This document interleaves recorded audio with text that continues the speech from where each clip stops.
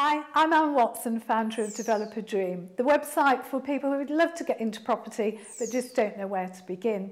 And these are my top tips for raising finance for your first property development. The key thing to remember is be realistic. Lenders are going to want to know how much you can actually afford to borrow.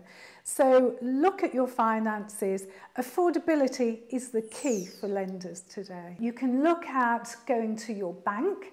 Bank options are quite expensive at the moment. Not only are interest rates quite high, but they're asking quite high arrangement fees too.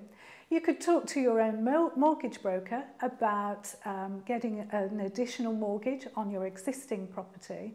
Or if you're just looking to raise a few £1,000s for a property renovation, you could always do what I do and use zero-rated credit cards. If you are going to use zero-rated credit cards to finance your property development, you must be aware that it has a set period before the interest rate kicks in.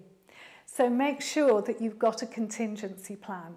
If you haven't let your property or you haven't sold your property by then, make sure that you've got alternative means of paying off that credit card so you're not hit by a big interest bill once that interest-free period finishes. If you're looking to finance your property development by remortgaging your own home, you have to first of all consider whether or not you can afford those additional mortgage payments.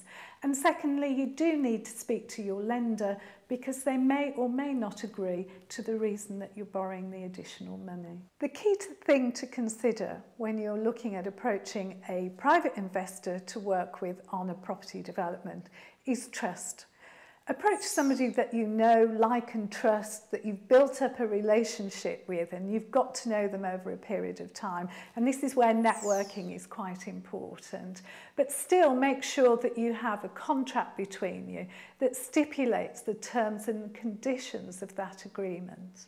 The most important thing to consider when you're raising finance for a property development is, can I service my borrowing? If you're going to borrow money, you have no idea how long it's going to be before you sell your property and get that money back. So you've got to make sure that you can service the borrowings that you've made. My top tips for raising finance are do your homework.